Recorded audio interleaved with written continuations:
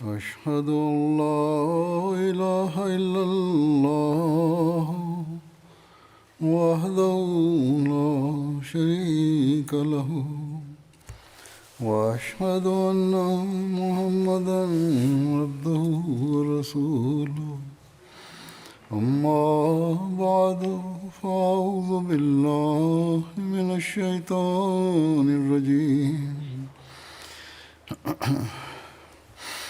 بسم الله الرحمن الرحيم الحمد لله رب العالمين الرحمن الرحيم مالك يوم الدين إياك نعبد وإياك نستعين اهدنا الصراط المستقيم صراط الذين أنعمت عليهم غير المغضوب عليهم ولا الضالين.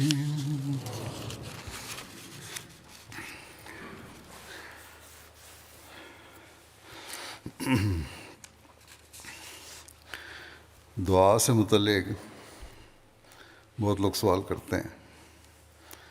آج کل تو خاص طور پر خدا تعالیٰ اور دعا کے متعلق سوال اٹھتے ہیں.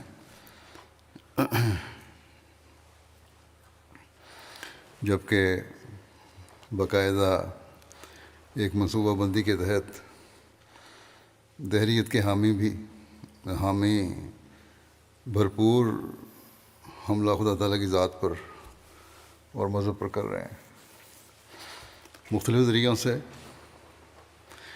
انسان کو خدا اور مذہب سے دور کرنے کی کوشش کی جا رہی ہے.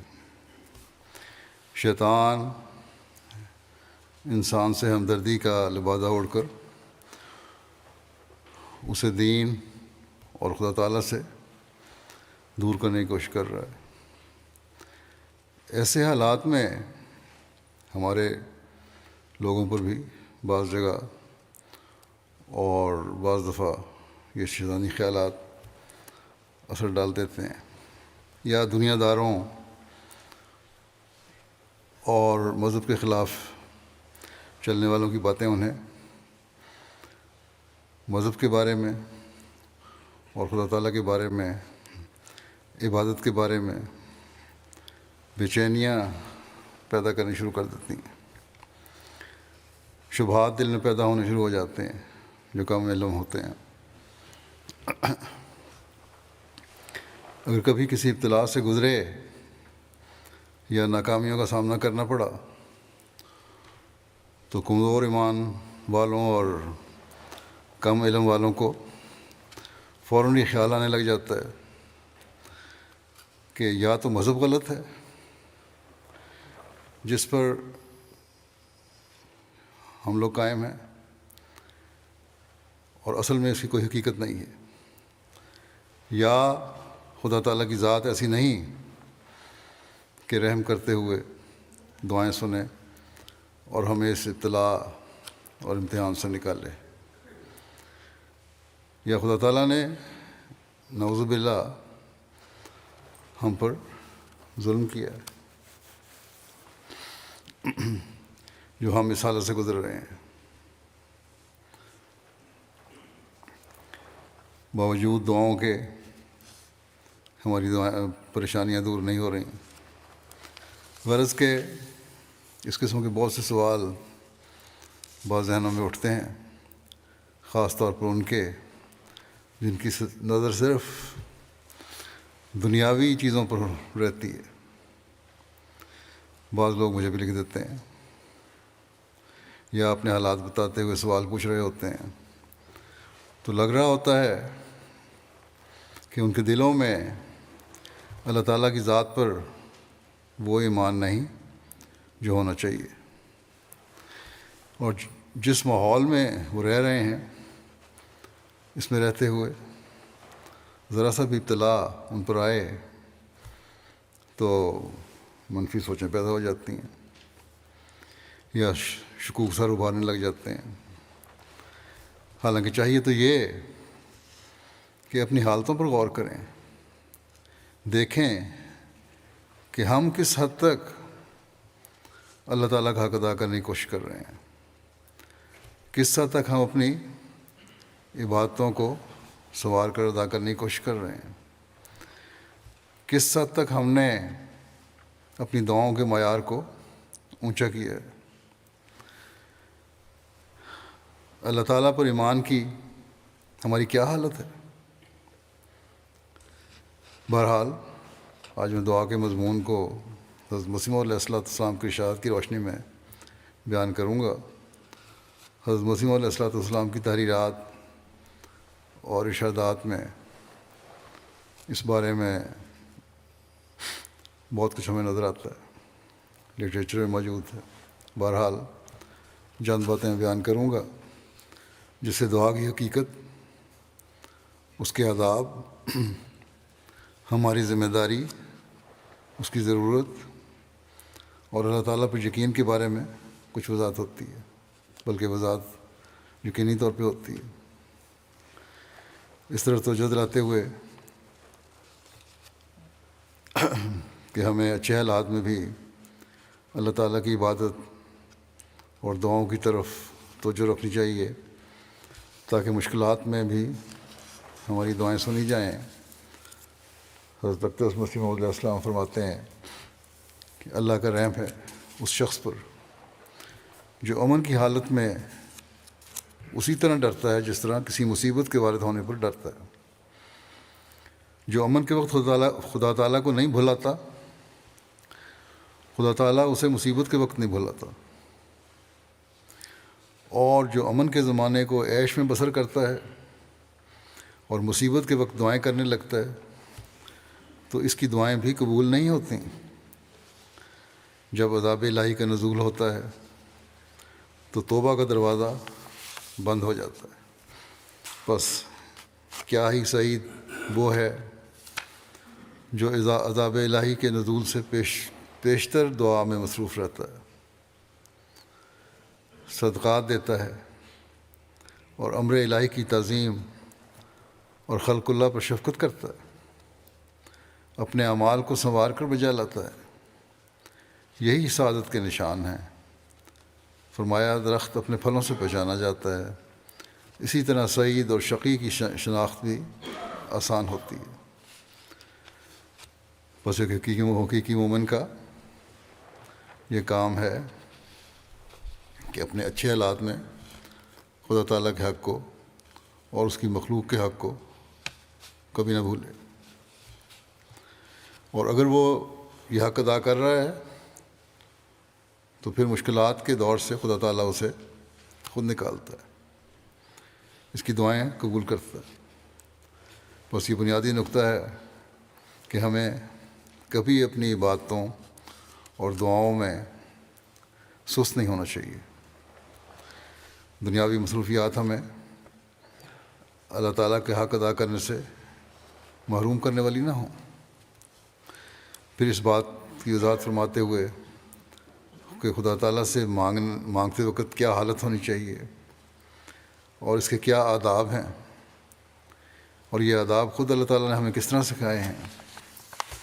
حضرت مسیح علیہ السلام فرماتے ہیں خدا تعالیٰ سے مانگنے کے واسطے ادب کا ہونا ضروری ہے، اور عقل مند جب کوئی شے بادشاہ سے طلب کرتے ہیں تو ہمیشہ ادب کو مد نظر رکھتے ہیں۔ اسی لیے سورہ فاتحہ میں خدا تعالیٰ نے سکھایا ہے کہ کس طرح مانگا جاوے، اور اس میں سکھایا ہے کہ الحمدللہ رب العالمین، یعنی سب تعریف خدا کو ہی ہے جو رب ہے سارے جہان کا۔ سب سے پہلے اللہ تعالیٰ کی تعریف کرو۔ الرحمن ہے یعنی بلا مانگے اور سوال کیے دینے والا ہے۔ پھر الرحیم ہے یعنی انسان کی سچی محنت پر ثمرات حسنہ مرتب کرنے والا ہے۔ سچی محنت یہ غور کرنے والا لفظ ہے۔ رحیم ہے اللہ تعالیٰ، سچی محنت پر پھل عطا فرماتا ہے، اور سچی محنت کے معیار وہ ہیں جو اللہ تعالیٰ نے خود بیان فرمائے ہیں کہ ایک جہاد کرنا پڑتا ہے اللہ تعالیٰ کی راہ میں۔ پھر فرمایا مالک یوم الدین، جزا سزا اسی کے ہاتھ میں ہے، چاہے رکھے چاہے مارے، اور جزا سزا آخرت کی بھی اور اس دنیا کی بھی اس کے ہاتھ میں ہے۔ صرف یہ نہیں کہ آخرت کی جزا سزا، اس دنیا میں بھی جو کام ہوتے ہیں ان کے فیصلے بھی اللہ تعالیٰ کے ہاتھ میں ہیں۔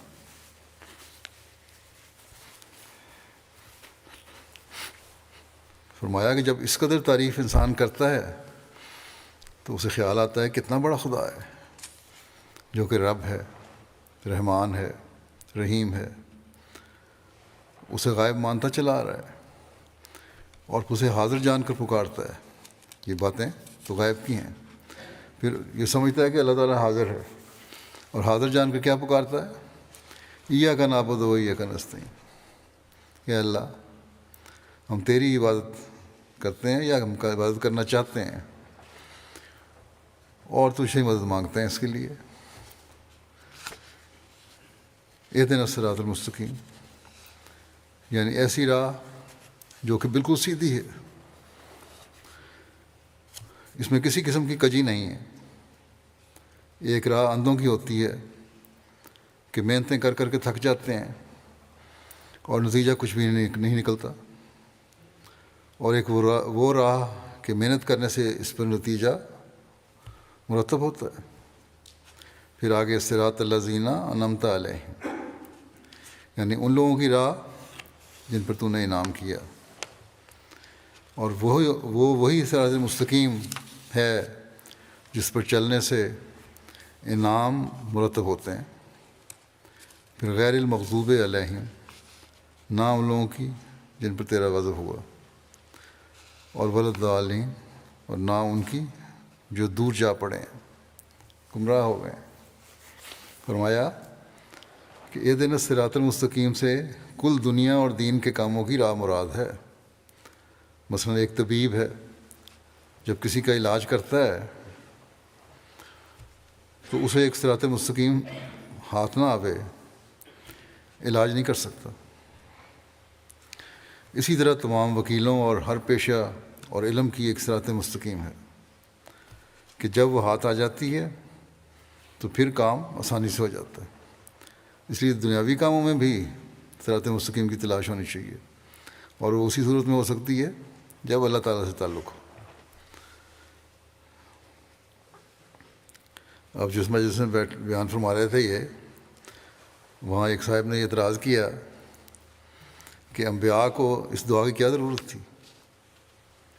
یہ تو عام آدمیوں کے لیے دعا ہے، انبیاء کو کیا ضرورت ہے اس دعا کی؟ نبی کریم صلی اللہ علیہ وسلم کیوں کرتے تھے؟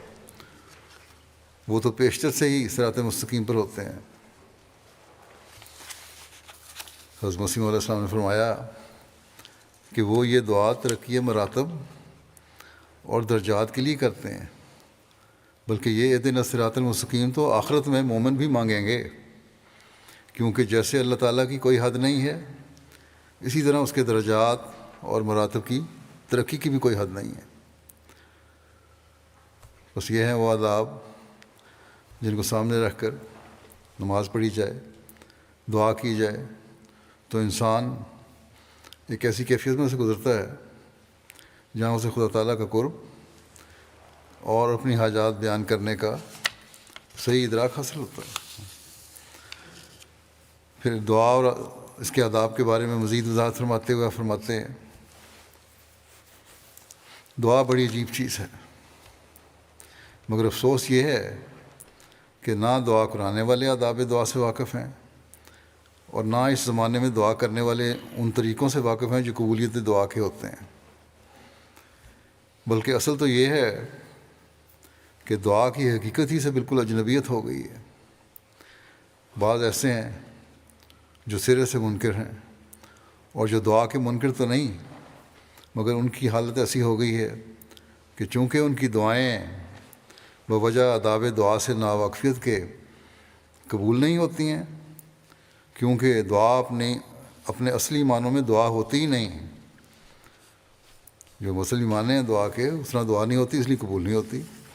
اس لیے وہ منکرین دعا سے بھی گری ہوئی حالت میں ہیں ایسے لوگ. ان کی عملی حالت نے دوسروں کو دہریت کے قریب پہنچا دیا ہے. دعا کے لیے سب سے اول اس امر کی ضرورت ہے کہ دعا کرنے والا کبھی تھک کر مایوس نہ ہو جاوے اور اللہ تعالیٰ پر سوء ظن نہ کر بیٹھے، بدظنی نہ کرے اللہ تعالیٰ پر کہ اب کچھ بھی نہیں ہوگا. بعض اوقات دیکھا گیا ہے کہ اس قدر دعا کی گئی کہ جب مقصد کا شگوفہ سرسبز ہونے کے قریب ہوتا ہے تو دعا کرنے والے تھک گئے ہیں، جس کا نتیجہ ناکامی اور نامرادی ہو گیا ہے. اور اس نامرادی نے یہاں تک برا اثر پہنچایا کہ دعا کی تاثیرات کا انکار شروع ہوا، اور رفتہ رفتہ اس درجے تک نوبت پہنچ جاتی ہے کہ پھر خدا کا بھی انکار کر بیٹھتے ہیں. دہریت غالب آ جاتی اور کہہ دیتے ہیں کہ اگر خدا ہوتا اور وہ دعاؤں کو قبول کرنے والا ہوتا تو اس قدر عرصہ دراز تک جو دعائیں کی گئیں کیوں قبول نہ ہوئیں. مگر ایسا خیال کرنے والا اور ٹھوکر کھانے والا انسان اگر اپنے عدم استقلال اور تلون کو سوچے تو اسے معلوم ہو جائے کہ یہ ساری نامرادیاں اس کی اپنی ہی جلد بازی اور شتاب کاری کا نتیجہ ہیں. پل آج یہاں کل وہاں، مستقل مزاجی کوئی نہیں، جلد بازی طبیعت میں ہے، تو وہ تو انسان کی اپنی غلطیاں ہیں. اگر مستقل مزاجی ہو، جلد بازی نہ ہو، ایمان مضبوط ہو تو کبھی یہ حالت پیدا ہو ہی نہیں سکتی. یہ تو نتیجہ ہے اگر دعا قبول نہیں ہوئی اس جلد بازی کا. فرمایا جن پر خدا کی قوتوں اور طاقتوں کے متعلق بدظنی اور نامراد کرنے والی مایوسی بڑھ گئی، بس کبھی تھکنا نہیں چاہیے. آپ نے دنیاوی مثالوں کے ساتھ دعا کرنے والے کے صبر کی مثال اس طرح دی ہے. فرماتے ہیں کہ دیکھو دعا کی ایسی ہی حالت ہے جیسے ایک ذمہ دار باہر جا کر اپنے کھیت میں ایک بیج بو آتا ہے. اب بظاہر تو یہ حالت ہے کہ اس نے اچھے بھلے اناج کو مٹی کے نیچے دبا دیا. اس وقت کوئی کیا سمجھ سکتا ہے کہ یہ دانہ ایک عمدہ درخت کی صورت میں نشو و نما پا کر پھل لائے گا؟ باہر کی دنیا اور خود ذمہ دار بھی نہیں دیکھ سکتا کہ یہ دانہ اندر ہی اندر زمین میں ایک پودے کی صورت اختیار کر رہا ہے. مگر حقیقت یہی ہے کہ تھوڑے دنوں کے بعد وہ دانہ گل کر اندر ہی اندر پودا بننے لگتا ہے اور تیار ہوتا رہتا ہے یہاں تک کہ اس کا سبزہ اوپر نکل آتا ہے. بیج کی یہ خاص خصوصیت ہے، پہلے اس کی جڑیں نکلتی ہیں، جڑیں زمین میں پیوست ہو جاتی ہیں، پھر باہر کونپلیں نکلنی شروع ہوتی ہیں، اور دوسرے لوگ بھی اس کو دیکھ سکتے ہیں. اب دیکھو وہ دانہ جس وقت سے زمین کے نیچے ڈالا گیا دراصل اسی ساتھ سے وہ پودا بننے کی تیاری کرنے لگ گیا تھا، مگر ظاہر بین نگاہ اس سے کوئی خبر نہیں رکھتی. اور اب جب کہ اس کا سبزہ باہر نکل آیا تو سب نے دیکھ لیا. لیکن ایک نادان بچہ اس وقت یہ نہیں سمجھ سکتا کہ اس کو اپنے وقت پر پھل لگے گا. اب پودا نکل آیا اور پھل لگنے کا مرحلہ باقی ہے. نادان بچہ یہ سمجھے گا کہ اس کو پھل نہیں لگ سکتا، یہ چھوٹا سا ہے. وہ یہ چاہتا ہے کہ کیوں اسی وقت اس کو پھل نہیں لگتا. مگر عقل مند ذمہ دار خوب سمجھتا ہے کہ اس کے پھل کا کون سا موقع ہے. وہ صبر سے اس کی نگرانی کرتا اور غور و پرداخت کرتا رہتا ہے، اور اس طرح پر وہ وقت آ جاتا ہے کہ جب اس کو پھل لگتا ہے اور وہ پک بھی جاتا ہے. یہی حال دعا کا ہے، اور بائیں ہی اسی طرح دعا نشو و نما پاتی اور مثمر بثمرات ہوتی ہے. جلد باز پہلے ہی تھک کر رہ جاتے ہیں، اور صبر کرنے والے معال اندیش استقلال کے ساتھ لگے رہتے ہیں. دور اندیش لوگ جو ہیں، نتیجے کو صبر سے دیکھنے والے لوگ جو ہیں، وہ مستقل مزاجی سے اپنے کام میں لگے رہتے ہیں، دعاؤں میں لگے رہتے ہیں اور اپنے مقصد کو پا لیتے ہیں. پھر دعا کرنے والے کے صبر کے معیار کو بیان فرماتے ہوئے آپ مزید فرماتے ہیں کہ یہ سچی بات ہے کہ دعا میں بڑے بڑے مراحل اور مراتب ہیں جن کو ناواقفیت کی وجہ سے دعا کرنے والے اپنے ہاتھ سے محروم ہو جاتے ہیں. ان کو ایک جلدی لگ جاتی ہے اور وہ صبر نہیں کر سکتے، حالانکہ خدا تعالیٰ کے کاموں میں ایک تدریج ہوتی ہے. دیکھو، یہ کبھی نہیں ہوتا کہ آج انسان شادی کرے تو کل کو اس کے گھر بچہ پیدا ہو جائے. حالانکہ وہ قادر ہے، جو چاہے کر سکتا ہے، مگر جو قانون اور نظام اس نے مقرر کر دیا ہے وہ ضروری ہے. پہلے نباتات کی نشو و نما کی طرح کچھ پتہ ہی نہیں لگتا. پودے بوٹے جس طرح نشو و نما پاتے ہیں، پہلے تو کچھ نہیں پتہ لگتا. انسان کی یا کسی بھی جانور کی پیدائش کے وقت اب انسان کی مثال ہے کہ 4 مہینے تک تو کوئی یقینی بات نہیں کہہ سکتا. پھر کچھ حرکت محسوس ہونے لگتی ہے اور پوری میعاد گزرنے پر بہت بڑی تکالیف برداشت کرنے کے بعد بچہ پیدا ہو جاتا ہے. ڈاکٹر بھی اب 12 ہفتے کے بعد اسکین کر کے بتاتے ہیں کچھ. تو بچے کا پیدا ہونا باوجود سب ماڈرن ٹیکنالوجی کے صحیح پتہ لگتا ہے ڈاکٹروں کو، اور وہی اس وقت اسکین کرتے ہیں جب 12 ہفتے گزر جاتے ہیں. اس زمانے میں جب آپ بیان فرما رہے ہیں اس وقت جتنی ٹیکنالوجی نہیں تھی، لیکن اس کے باوجود ایک قانون قدرت کے بارے میں آپ نے وضاحت فرمائی ہے. فرمایا کہ بچے کا پیدا ہونا ماں کا بھی ساتھ ہی پیدا ہونا ہوتا ہے. پھر جو پیدا ہوتا ہے تو ساتھ ہی یہ نہیں ہے کہ آرام سے پیدا ہو گیا، ماں کا بھی نئے سرے سے پیدا ہونا ہوتا ہے. مرد شاید فرمایا کہ مرد شاید ان تکالیف اور مصائب کا اندازہ نہ کر سکیں جو اس مدت حمل کے درمیان عورت کو برداشت کرنی پڑتی ہے، مگر یہ سچی بات ہے کہ عورت کی بھی ایک نئی زندگی ہوتی ہے.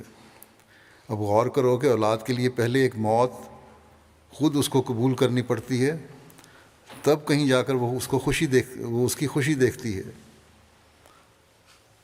اسی طرح پر دعا کرنے والے کے لیے ضروری ہوتا ہے کہ وہ تلون اور عجلت کو چھوڑ کر ساری تکلیفوں کو برداشت کرتا رہے، جلد بازی نہ کرے، تکلیفوں کو برداشت کرے، دعا میں لگا رہے، اور کبھی بھی یہ وہم نہ کرے کہ دعا قبول نہیں ہوئی.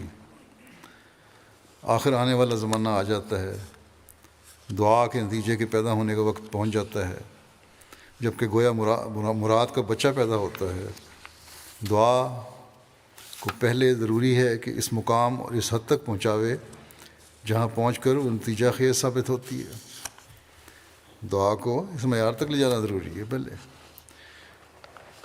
فرمایا کہ جس طرح پر آتشی شیشے کے نیچے کپڑا رکھ دیتے ہیں اور سورج کی شعائیں اس شیشے پر آ کر جمع ہوتی ہیں اور ان کی حرارت اور حدت اس مقام تک پہنچ جاتی ہے جو اس کپڑے کو جلا دے، پھر یکایک وہ کپڑا جل اٹھتا ہے. اسی طرح پر ضروری ہے کہ دعا اس مقام تک پہنچے جہاں اس میں وہ قوت پیدا ہو جاوے کہ نامرادیوں کو جلا دے اور مقصد مراد کو پورا کرنے والی ثابت ہو جاوے. بس ہر دعا کرنے والے کو اپنے جائزے سے خود ہی پتہ چل جائے گا کہ اس نے یہ معیار حاصل کیا ہے یا نہیں. آپ فرماتے ہیں فارسی کی مثال دیتے ہوئے اس طرح کی، پیدا اس ندارا کہ بلند اس جنابت، کہ پکار سے ظاہر ہے کہ تیری بارگاہ بہت بلند ہے. اللہ تعالیٰ کے بارے میں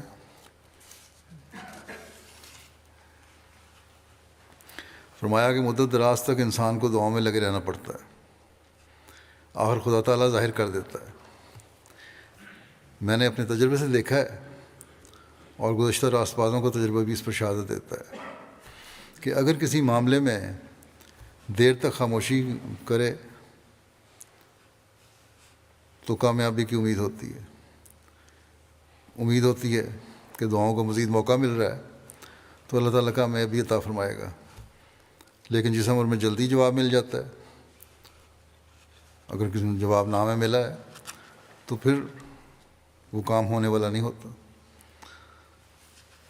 فرمایا کہ عام طور پر ہم دنیا میں دیکھتے ہیں کہ ایک سائل جب کسی کے دروازے پر مانگنے کے لیے جاتا ہے اور نہایت اضطراب اور عاجزی سے مانگتا ہے اور کچھ دیر تک جھٹکیاں کھا کر اپنی جگہ سے نہیں ہلتا، گھر والا اس کو ڈانٹتا ہے، جھٹکیاں دیتا ہے، لیکن وہ اپنی جگہ سے نہیں ہلتا اور سوال کیے جاتا ہے، تو آخر اس کو یعنی گھر والے کو بھی کچھ شرم آئی جاتی ہے، خواہ کتنا ہی بخیل کیوں نہ ہو، پھر بھی کچھ نہ کچھ سائل کو دے ہی دیتا ہے۔ تو کیا دعا کرنے والے کے ایک معمولی سائل جتنا بھی استقلال نہیں ہونا چاہیے؟ خدا تعالیٰ جو کریم ہے اور حیا رکھتا ہے، اور جب دیکھتا ہے کہ اس کا عاجز بندہ ایک عرصے سے اس کے آستانے پر گرا ہوا ہے، تو کبھی اس کا انجام بد نہیں کرتا۔ جیسے ایک حاملہ عورت 4-5 ماہ کے بعد کہے کہ اب بچہ پیدا کیوں نہیں ہوتا، اور اس خواہش میں کوئی مثبت دوائی کھا لے، تو اس وقت کیا بچہ پیدا ہوگا؟ ضائع ہو جائے گا بچہ، یا ایک مایوسی بخش حالت میں وہ خود مبتلا ہو جائے گی۔ اسی طرح جو شخص قبل از وقت جلدی کرتا ہے وہ نقصان ہی اٹھاتا ہے، اور نہ نیا نقصان اٹھاتا ہے بلکہ ایمان کو بھی صدمہ پہنچ جاتا ہے۔ بعض ایسی حالت میں دہریہ ہو جاتے ہیں۔ فرماتے ہیں کہ ہمارے گاؤں میں ایک نجار تھا، ترکھان تھا، اس کی عورت بیمار ہوئی اور آخر وہ مر گئی۔ اس نے کہا اگر خدا ہوتا تو میں نے اتنی دعائیں کی تھیں وہ قبول ہو جاتی اور میری عورت نہ مرتی۔ اس طرح پر وہ دہریہ ہو گیا۔ فرمایا لیکن سعید اگر اپنے صدق اور اخلاص سے کام لے تو اس کا ایمان بڑھتا اور سب کچھ ہو بھی جاتا ہے۔ زمین کی دولتیں خدا تعالیٰ کے آگے کیا چیز ہیں؟ وہ ایک دم میں سب کچھ کر سکتا ہے۔ فرمایا کیا دیکھا نہیں کہ اس نے اس قوم کو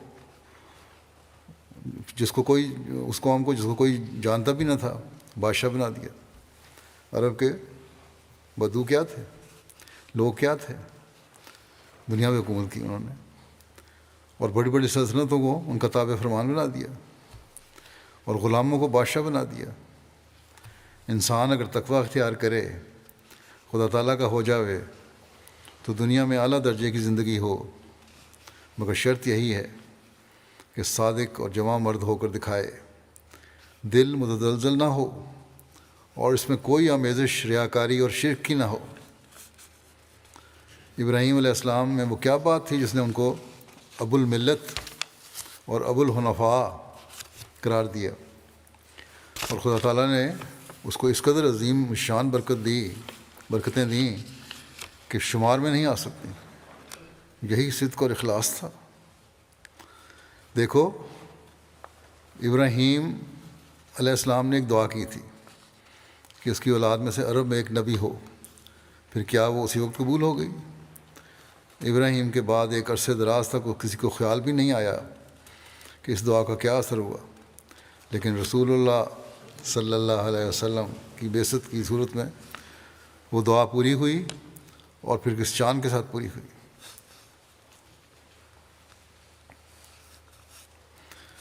بس جیسا کہ پہلے بیان ہو چکا ہے، صرف تکلیف میں انسان دعائیں نہ کرے، بلکہ اللہ تعالیٰ نے جب کشائش دی ہو، آسائشیں دی ہوں، تب بھی دعائیں کرتے رہنا چاہیے۔ اس بات کی وضاحت فرماتے ہوئے کہ دعا کی قبولیت کے لیے جسم اور روح کا آپس میں تعلق ہونا چاہیے، اور کیسا تعلق ہونا چاہیے؟ حضرت مسیح علیہ السلام فرماتے ہیں ظاہری نماز اور روزہ اگر اس کے ساتھ اخلاص اور صدق نہ ہو، کوئی خوبی اپنے اندر نہیں رکھتا۔ آئے نمازیں پڑھ لیں، روح نہیں پگھل رہی تو پھر کوئی فائدہ نہیں۔ جوگی اور سنیاسی بھی اپنی جگہ بڑی بڑی ریاستیں کرتے ہیں، اکثر دیکھا جاتا ہے کہ ان میں سے بعض اپنے ہاتھ تک سکھا دیتے ہیں۔ ہاتھ کھڑا کیا اور کھڑا ہی رکھا کئی دن، اور ہاتھ سوکھ جاتا ہے، بڑی بڑی مشقتیں اٹھاتے ہیں اور اپنے آپ کو مشکلات اور مصائب میں ڈالتے ہیں، لیکن کیا یہ تکالیف ان کو کوئی نور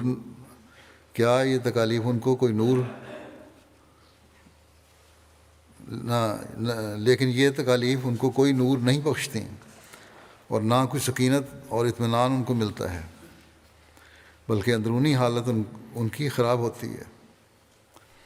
وہ بدنی ریاست کرتے ہیں جس کو اندر سے کم تعلق ہوتا ہے، اور کوئی اثر ان کی روحانیت پر نہیں پڑتا۔ کرتب تو دکھا سکتے ہیں، ظاہری طور پر مشقتیں بھی کر لیتے ہیں، بڑے بڑے فاقے بھی کر لیتے ہیں، تکلیفیں بھی برداشت کر لیتے ہیں، لیکن روحانیت کے نمونے نہیں وہ دکھا سکتے۔ اس لیے قرآن شریف میں اللہ تعالیٰ نے یہ فرمایا ہے کہ لن ینال اللہ لحومها ولا دماؤها ولکن ینالہ التقوی منکم، یعنی اللہ تعالیٰ کو تمہاری قربانیوں کا گوشت اور خون نہیں پہنچتا، بلکہ تقوی پہنچتا ہے۔ حقیقت میں خدا تعالیٰ پوسٹ کو پسند نہیں کرتا، بلکہ وہ مغز چاہتا ہے۔ اب سوال یہ ہوتا ہے کہ اگر گوشت اور خون نہیں پہنچتا بلکہ تقوی پہنچتا ہے تو پھر قربانی کرنے کی کیا ضرورت ہے؟ اس طرح پر نماز روزہ اگر روح کا ہے تو پھر ظاہر کی کیا ضرورت ہے؟ دل میں بیٹھے بیٹھے نماز پڑھ لی، دعائیں کر لیں، رو لیے، اللہ تعالیٰ کے آگے فریاد کر لی، جس طرح پہلے بار مذاہب میں تھا۔ مختلف نمازوں کی جو حالتیں ہیں، قیام ہے، رکوع ہے، سجدہ ہے، اس کی کیا ضرورت ہے؟ تو فرمایا اس کا جواب یہی ہے کہ یہ بالکل پکی بات ہے کہ جو لوگ جسم سے خدمت لینا چھوڑ دیتے ہیں ان کو روح نہیں مانتی، اور ان میں وہ نیاز مندی اور عبودیت پیدا نہیں ہو سکتی جو اصل مقصد ہے۔ جو صرف جسم سے کام لیتے ہیں، اور جو صرف جسم سے کام لیتے ہیں، روح کو اس میں شریک نہیں کرتے، وہ بھی خطرناک غلطی میں مبتلا ہوتے ہیں۔ اور یہ جوگی اسی قسم کے ہیں جو اپنے جسموں سے تو کام لیتے ہیں، روح سے ان کا کوئی تعلق نہیں ہوتا۔ روح اور جسم کا باہم خدا تعالیٰ نے ایک تعلق رکھا ہوا ہے، اور جسم کا اثر روح پر پڑتا ہے۔ مثلا اگر ایک شخص تکلف سے رونا چاہے تو آخر اس کو رونا آ ہی جائے گا، اور ایسا ہی جو تکلف سے ہنسنا چاہے اسے ہنسی آ ہی جائے گی۔ اسی طرح پر نماز کی جس قدر حالتیں جسم پر وارد ہوتی ہیں، مثلا کھڑا ہونا یا رکوع کرنا، اس کے ساتھ ہی روح پر بھی اثر پڑتا ہے، اور جس قدر جسم میں نیاز مندی کی حالت دکھاتا ہے اسی قدر روح میں پیدا ہوتی ہے۔ جس قدر عاجزی ہوتی ہے، نیاز مندی ہوتی ہے، وہ روح میں بھی پیدا ہوتی ہے۔ اگرچہ خدا میرے سجدے کو قبول نہیں کرتا، اگر صرف سجدہ کر دیا اور اس میں کوئی عاجزی نہیں، عجز نہیں، نیاز مندی نہیں، روح اس کا ساتھ نہیں دے رہی، تو اللہ تعالیٰ سجدے کو قبول نہیں کرتا۔ مگر سجدے کو روح کے ساتھ ایک تعلق ہے، اس لیے نماز میں آخری مقام سجدے کا ہے۔ جب انسان نیاز بندی کے انتہائی مقام پر پہنچتا ہے تو اس وقت وہ سجدہ ہی کرنا چاہتا ہے۔ فطری بات ہے، وہ انتہائی عجز کی حالت دکھانا چاہتا ہے، جھک گئے، سجدہ میں چلے گئے۔ فرماتے ہیں جانوروں تک میں بھی یہ حالت مشاہدہ کی جاتی ہے۔ کتے بھی جب اپنے مالک سے محبت کرتے ہیں تو آ کر اس کے پاؤں پر اپنا سر رکھ دیتے ہیں، اور اپنی محبت کے تعلق کا اظہار سجدے کی صورت میں کرتے ہیں۔ اس سے صاف پایا جاتا ہے کہ جسم کو روح کے ساتھ خاص تعلق ہے۔ ایسا ہی روح کی حالتوں کا اثر جسم پر نمودار ہو جاتا ہے۔ جب روح غمناک ہو تو جسم پر بھی اس کے آثار ظاہر ہوتے ہیں، اور آنسو اور پژمردگی ظاہر ہوتی ہے، طبیعت بجھی سے رہنے لگتی ہے۔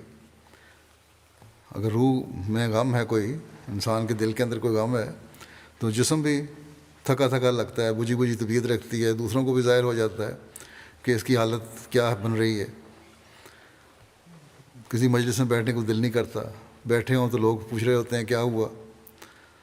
فرمایا کہ اگر روح اور جسم کا باہم تعلق نہیں تو ایسا کیوں ہوتا ہے؟ دوران خون بھی قلب کا ایک کام ہے، مگر اس میں بھی شک نہیں کہ قلب آبپاشی جسم کے لیے ایک انجن ہے. خون چلتا ہے دل کے ذریعے سے، لیکن ایک انجن کے طور پہ چل رہا ہے دل. اس کے بست اور قبض سے سب کچھ ہوتا ہے. دل کا جو پمپ کرنا ہے اسی سے سب کچھ ہو رہا ہوتا ہے. غرض جسمانی اور روحانی سلسلے دونوں برابر چلتے ہیں. کبھی دل پھیلتا ہے پھر سکڑتا ہے، پھیلتا ہے سکڑتا ہے. وہی جو جسمانی نظام کو چلاتا ہے، خون کی گردش اس سے ہوتی ہے. کہتے ہیں جو جسمانی اور روحانی سلسلے بھی اسی طرح چلتے ہیں برابر. روح میں جب عاجزی پیدا ہو جاتی ہے پھر جسم میں پیدا ہو جاتی ہے. اس لیے جب روح میں واقعہ میں عاجزی اور نیاز مندی ہو تو جسم میں اس کے آثار خود بخود ظاہر ہو جاتے ہیں. اور ایسا ہی جسم میں ایک الگ اثر پڑتا ہے تو روح بھی اس سے متاثر ہو ہی جاتی ہے. اس لیے ضروری ہے کہ جب خدا تعالیٰ کے حضور نماز میں کھڑے ہو تو چاہیے کہ اپنے وجود سے عاجزی اور ارادت مندی کا اظہار کرو. اگرچہ اس وقت یہ ایک قسم کا نفاق ہوتا ہے.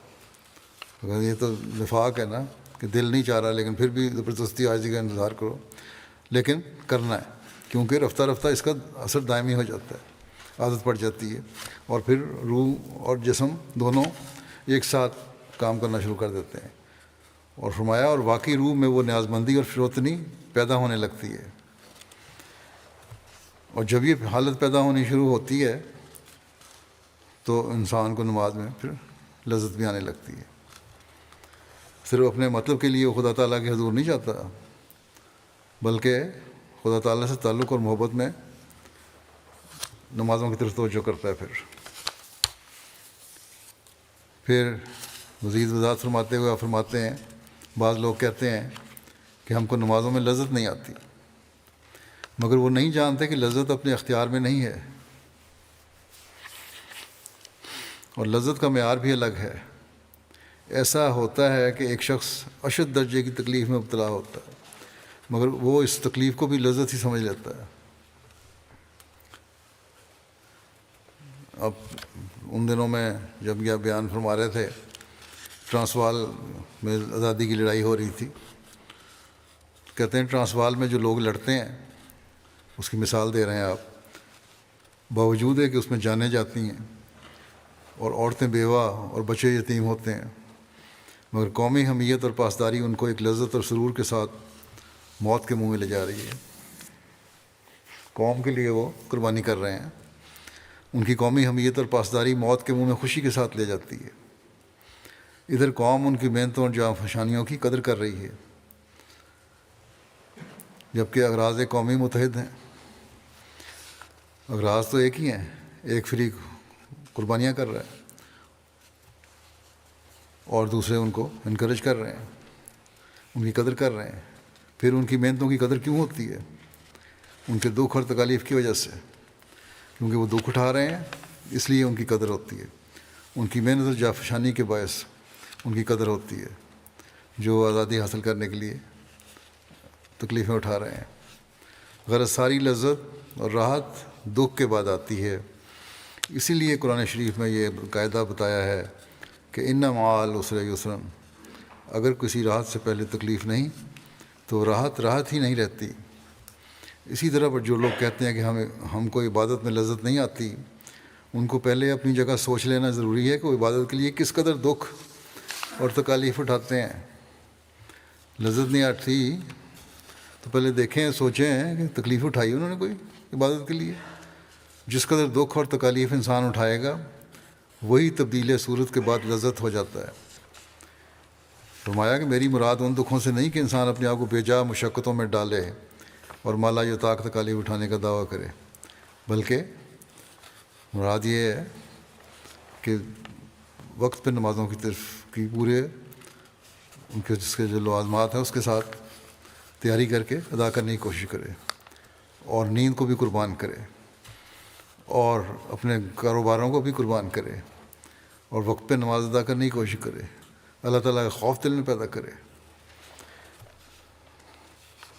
بعض لوگ ایسے بھی ہیں جو خود تو کسی قسم کی تکلیف اٹھاتے نہیں یا اٹھانا نہیں چاہتے، اور سمجھتے ہیں کہ دوسروں سے دعا کروا کر ان کے مسائل حل ہو جائیں گے۔ پوچھو ان سے، بعض دفعہ تو یہ جواب ہوتا ہے کہ 5 نمازیں بھی باقاعدگی سے نہیں پڑھتے۔ ایک دفعہ ایک بیٹے نے اپنے باپ کے لیے حضرت مسیح علیہ السلام کو دعا کی غرض سے کہا، اور یہ دعا کسی ذاتی غرض کے لیے نہیں تھی بلکہ اس کے دین کے لیے تھی۔ اس پر حضرت مسیح علیہ السلام نے فرمایا کہ توجہ سے تم دعا کرو، تم خود توجہ سے دعا کرو۔ باپ کی دعا جس طرح بیٹے کے لیے قبول ہوتی ہے اور بیٹے کی باپ کے واسطے قبول ہوا کرتی ہے۔ فرمایا اگر آپ بھی توجہ سے دعا کریں، اس شخص کو فرما رہے ہیں آپ کہ اگر آپ بھی توجہ سے دعا کریں تو اس وقت ہماری دعا کا بھی اثر ہوگا۔ خود دعا کرو گے تو پھر میری دعاؤں کا اثر ہوگا، نہیں تو کوئی نہیں ہوگا۔ بس دعائیں کروانے والے صرف دوسروں کی دعاؤں پر انحصار نہ کریں بلکہ خود بھی توجہ سے دعا کریں۔ عبادت میں لذت کے حاصل کرنے کے طریقے کے بارے میں بیان فرماتے ہوئے مزید فرماتے ہیں کہ یاد رکھو کہ جب انسان خدا تعالیٰ کے لیے اپنے محبوب چیزوں کو جو خدا کی نظر میں مکروہ اور اس کے منشا کے مخالف ہوتی ہیں چھوڑ کر اپنے آپ کو تکالیف میں ڈالتا ہے تو ایسی تکالیف اٹھانے والے جسم کا اثر روح پر بھی پڑتا ہے۔ کیا تکلیف اٹھانی ہے؟ پہلے آیا تھا نا کہ تکلیف اٹھانی چاہیے۔ وہ کس قسم کی تکلیفیں؟ جو مکروہ چیزیں ہیں، جو اللہ کی منشا کے مخالف ہیں، ان کو چھوڑو۔ ان سے تکلیف بھی پہنچتی ہے اور چھوڑنے سے تو چھوڑو۔ تو ایسی تکالیف اٹھانے سے والے جسم کا اثر روح پر پڑتا ہے اور وہ بھی اس سے متاثر ہو کر ساتھ ہی ساتھ اپنی تبدیلی میں لگتی ہے، یہاں تک کہ کامل نیاز مندی کے ساتھ آستانہ الوہیت پر بے اختیار ہو کر گر پڑتی ہے۔ اس طرح جب تکلیفیں اٹھاؤ گے، اللہ کی خاطر چھوڑو گے بعض چیزوں کو، تو روح پر اس کا اثر ہوگا، اور جب روح پر اس کا اثر ہوگا تو نمازوں میں، سجدے میں، رکوع میں وہ روح اللہ تعالیٰ کے حضور گرے گی۔ یہ طریقہ ہے عبادت میں لذت حاصل کرنے کا۔ فرمایا تم نے دیکھا ہوگا کہ بہت سے لوگ ہیں جو عبادت میں لذت کا یہ طریق سمجھتے ہیں کہ کچھ گیت گا لیے یا باجے بجا لیے اور یہی اس کی عبادت ہوگی۔ آنکھیں بند کر کے مراقبے میں چلے گئے تو سمجھتے ہیں یہی عبادت ہو گئی، یا گیت سن لیے وہی عبادت ہو گئی۔ فرمایا سے دھوکہ مت کھاؤ۔ یہ باتیں نفس کی لذت کا باعث تو ہوں مگر روح کے لیے ان میں لذت کی کوئی چیز نہیں۔ ان سے روح میں فروتنی اور انکسار کے جوہر پیدا نہیں ہوتے اور عبادت کا اصل منشا گم ہو جاتا ہے۔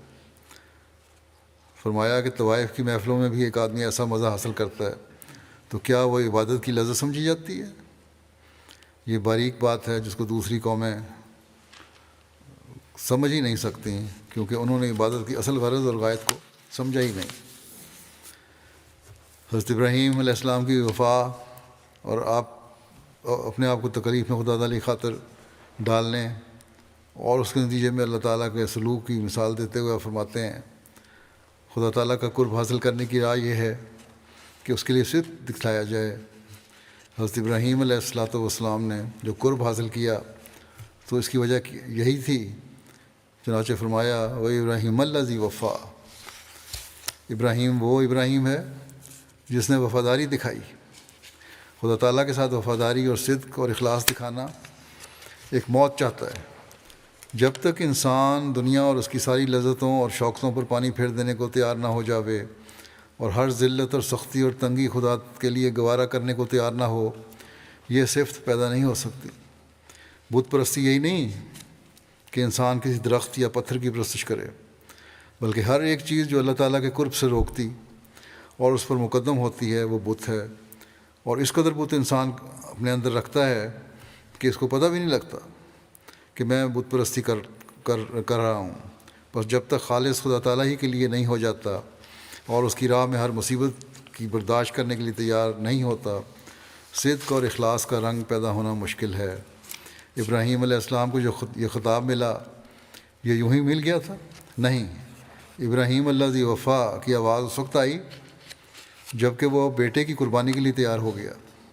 اللہ تعالیٰ عمل کو چاہتا اور عمل ہی اس سے راضی ہوتا ہے، اور عمل دکھ سے آتا ہے۔ لیکن جب انسان خدا تعالیٰ کے لیے دکھ اٹھانے کو تیار ہو جاوے تو خدا تعالیٰ اس کو دکھ میں بھی نہیں ڈالتا۔ دیکھو ابراہیم علیہ السلام نے جب اللہ تعالیٰ کے حکم کی تعمیل کے لیے اپنے بیٹے کو قربان کر دینا چاہا اور پوری تیاری کر لی، تو اللہ تعالیٰ نے اس کے بیٹے کو بچا لیا۔ وہ آگ میں ڈالے گئے لیکن آگ میں ان پر کوئی اثر نہ کر سکی۔ اللہ تعالیٰ کی راہ میں تکلیف اٹھانے کو تیار ہو جاوے تو خدا تعالیٰ تکالیف سے بچا لیتا ہے۔ ہمارے ہاتھ میں جسم تو ہے، روح نہیں ہے۔ فرمایا ہمارے ہاتھ میں جسم تو ہے، روح نہیں، لیکن اس میں کوئی شک نہیں کہ روح کا تعلق جسم سے ہے اور جسمانی امور کا اثر روح پر ضرور ہوتا ہے۔ اس لیے یہ کبھی خیال نہ کرنا چاہیے کہ جسم سے روح پر کوئی اثر نہیں پڑتا۔ جس قدر اعمال انسان سے ہوتے ہیں وہ اسی مرکب صورت سے ہوتے ہیں، یعنی جسم اور روح دونوں کو ملانے سے۔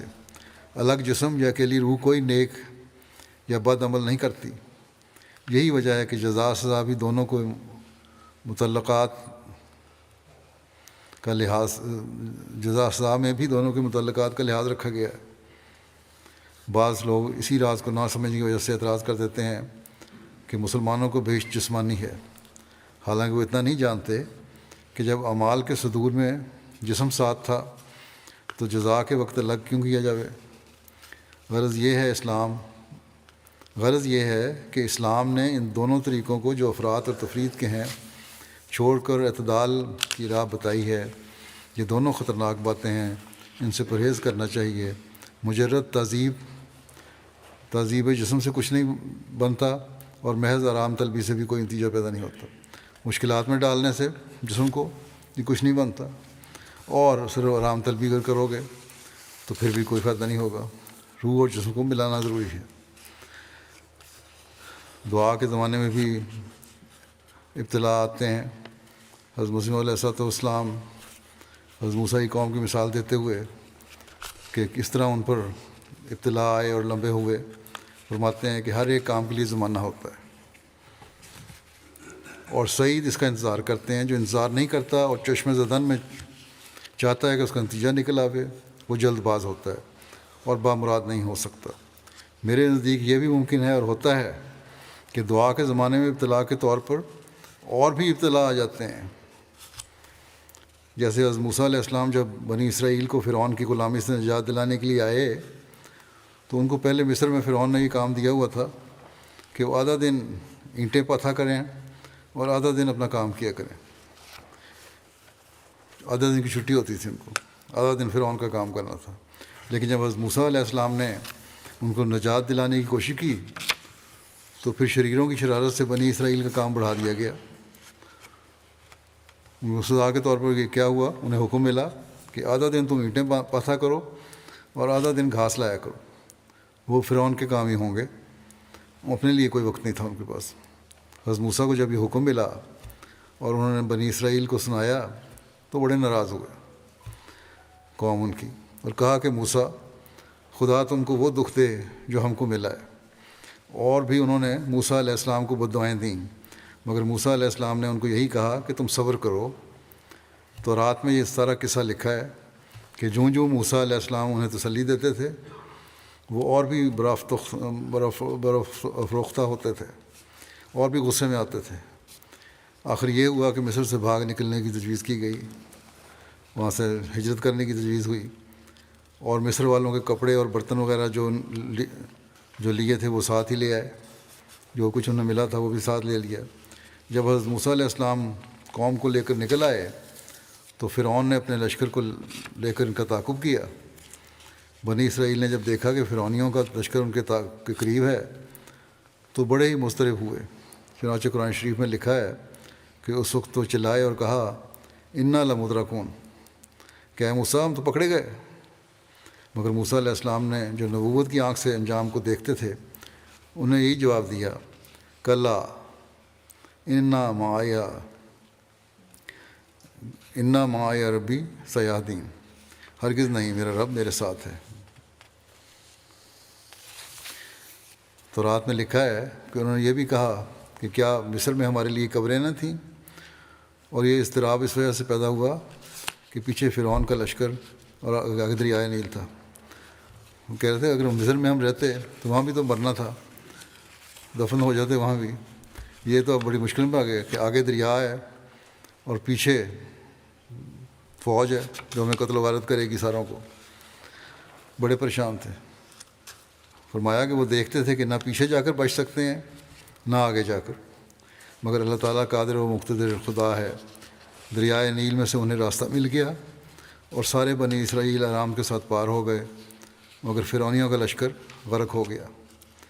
یہ عظیم الشان معجزہ تھا جو ایسے وقت پر اللہ تعالیٰ نے ان کے لیے راہ پیدا کر دی، اور یہی متقی کے ساتھ ہوتا ہے کہ ہر ضیق سے، ہر تنگی سے اسے نجات اور راہ ملتی ہے۔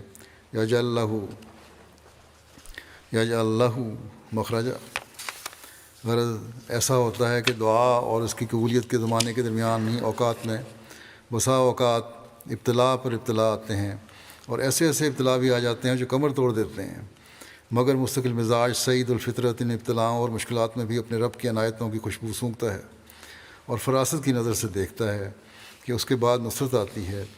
ان ابتلاؤں کے آنے میں ایک سر یہ بھی ہوتا ہے کہ دعا کے لیے جوش بڑھتا ہے، کیونکہ جس قدر اضطرار اور اضطراب بڑھتا جاوے گا اسی قدر روح میں گدازش ہوتی جائے گی، اور یہ دعا کی قبولیت کے اسباب میں سے ہے۔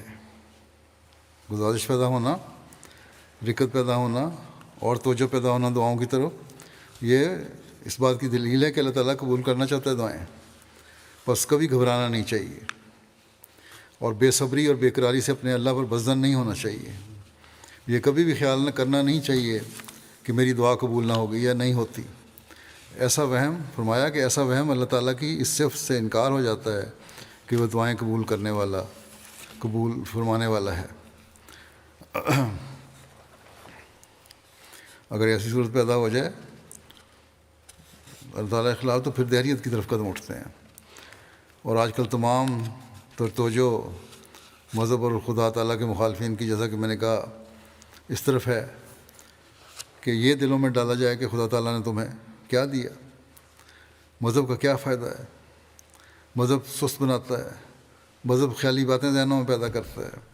اور ایسے وقت میں ہر احمدی کا یہ کام ہے کہ اللہ تعالیٰ سے پختہ تعلق پیدا کرے، وقتی اور ضرورت کے وقت تعلق نہ ہو اور عبادت نہ ہو صرف، بلکہ سکون کے حالات میں، آسائش کے حالات میں بھی اللہ تعالیٰ سے تعلق ہو اور اپنی عبادتوں کی حفاظت ہو اور دعاؤں پر یقین ہو۔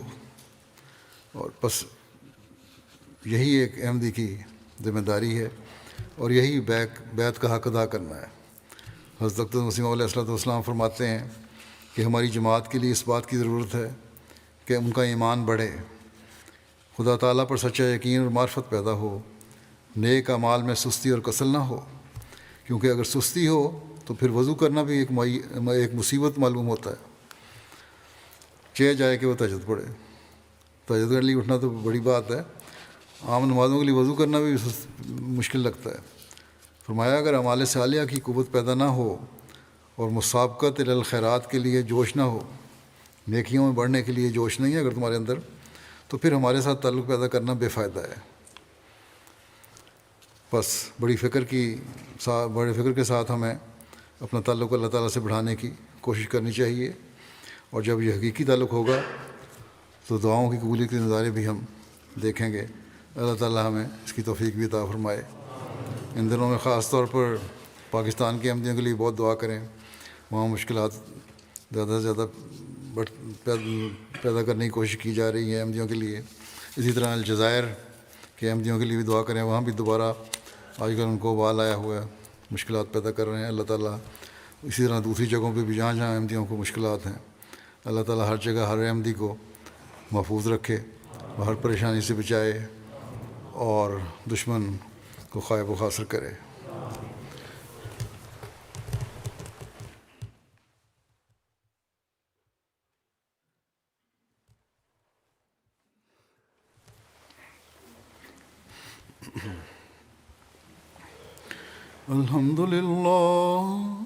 الحمد لله نحمده ونستعينه ونستغفره ونؤمن به ونتوكل عليه ونعوذ بالله من شرور أنفسنا ومن سيئات أعمالنا من يهده الله فلا مضل له ومن يضلل فلا هادي له